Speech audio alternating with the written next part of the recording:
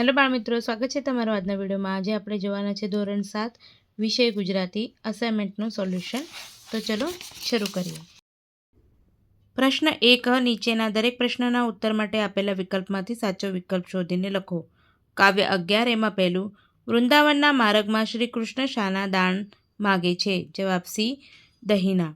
બીજું, વાગે છે રે વાગે છે આ પદના રચયિતા કોણ છે? જવાબ છે ડી, મીરાબાઈ. કાવ્ય 14 એમાં પહેલું, રે પંખીડા સુખથી ચણજો. કાવ્યના કવિનું નામ શું છે? જવાબ છે સી, કલાપી. બીજું, કવિની ક્ષેમ પછી પણ પંખીડાઓ ઉડી જાય તો તેમાં કવિને શી સંભાવના જણાય છે? જવાબ એ, પંખીઓને ક્રૂર હાથનો ડર હશે. 3. કવિનું ઉપવન કોના માટે હંમેશા ખુલ્લું છે? જવાબ બી, પંખીઓ માટે. કાવ્ય 17 એમાં પહેલું, કાશીધામથી ગંગાજળ લઈ યાત્રાળુઓનો સંઘ ક્યાં જતો હતો? જવાબ છે સી, રામેશ્વર.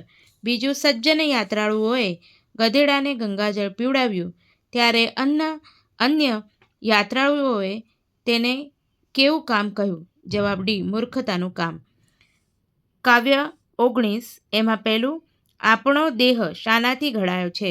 જવાબ બી, ભારતની માટીથી. આપણે ભારત દેશનો જયકાર ક્યાં ગજવીશું? સી, સીમા પર. 3. આપણે સૌ કઈ એક માતાના સંતાનો છીએ?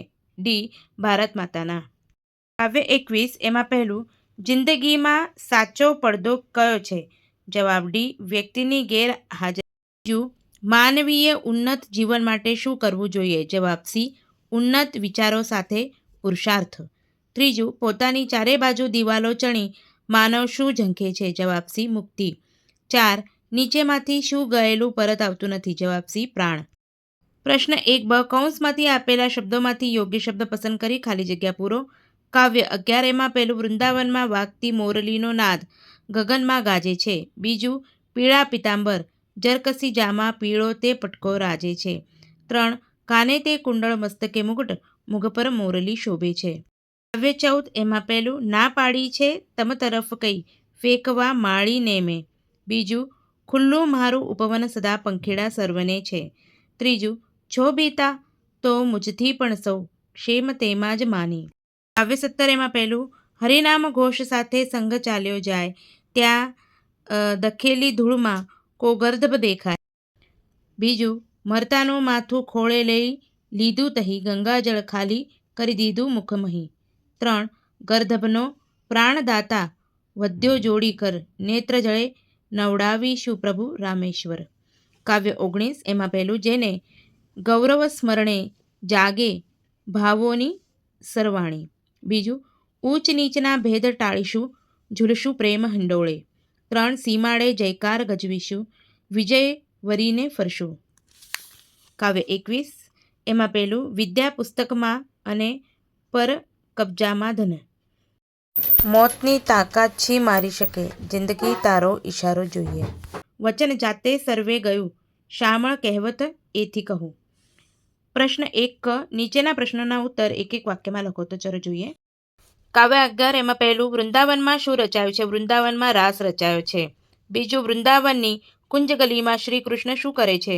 જવાબ, વૃંદાવનની કુંજગલીમાં શ્રી કૃષ્ણ થનક થનક થઈ નાચે છે. 3. મીરાબાઈ કોના ગુણ ગાવાનું કહે છે?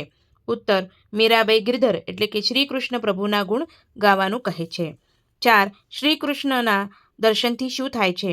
ઉત્તર, શ્રી કૃષ્ણના દર્શનથી આપણા સર્વે દુઃખ ભાગે છે.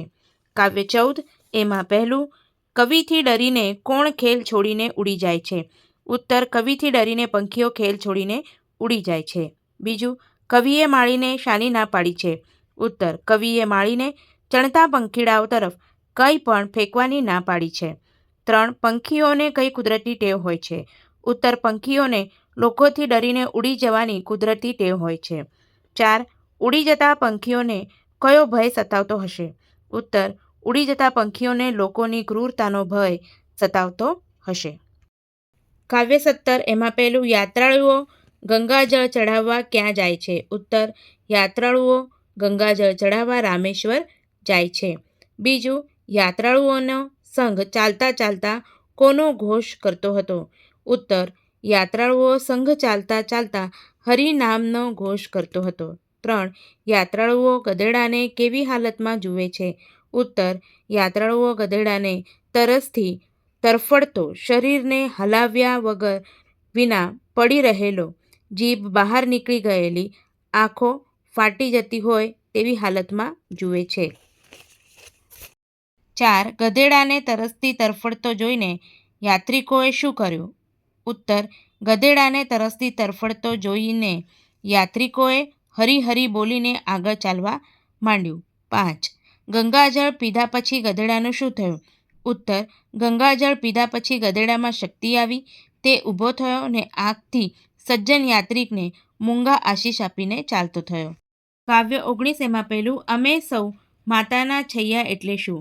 ઉત્તર. અમે સૌ માતાના છૈયા એટલે આપણે સૌ ભારત માતાના સંતાન છીએ. બીજું, ભારત માતાની યશોગાથાના સ્મરણથી હૃદયમાં શું વહે છે? ઉત્તર. ભારત માતાની યશોગાથાના સ્મરણથી હૃદયમાં ઉન્નત ભાવોની સરવાણી વહે છે. 3. આપણે દુશ્મનો સામે કેવી રીતે યુદ્ધમાં ઝંપલાવીશું? ઉત્તર. આપણે દુશ્મનો સામે પાણીની ગતિથી અર્થાત ઝડપથી યુદ્ધમાં ઝંપલાવીશું. 4. ભારત દેશના લોકો મધદરિયે ખેડનાર છે અર્થાત શું? ઉત્તર. ભારત દેશના લોકો મધદરિયે ખેડનાર છે અર્થાત ભારત દેશના લોકો જીવનની અડચણો સામે ઝઝૂમનાર છે. કાવ્ય 21 એમાં પહેલું, કેવી વિદ્યા કે ધન કોઈ કામના નથી? ઉત્તર. પુસ્તકમાં રહેલી વિદ્યા અને બીજાની પાસે રહેલું ધન કોઈ કામનું નથી, કારણ કે તેની જરૂરતના સમયે ઉપયોગ કરી શકાતો નથી. બીજું, દરેક વ્યક્તિ પાસે કેવી સમજ હોવી જોઈએ? ઉત્તર.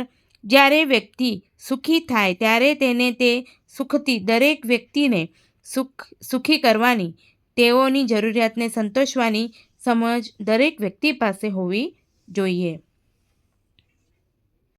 3. તમારી દ્રષ્ટિએ જિંદગીનો પડઘો એટલે શું? ઉત્તર.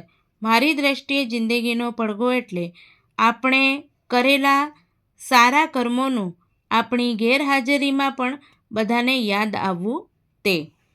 4. માણસને તેની ઈચ્છિત મુક્તિ કેમ મળતી નથી? ઉત્તર. માણસ પોતે જ પોતાની આસપાસ શંકાઓ અને અંધશ્રદ્ધાની દિવાલો ચણી દેતો હોવાથી તેને ઈચ્છિત મુક્તિ મળતી નથી.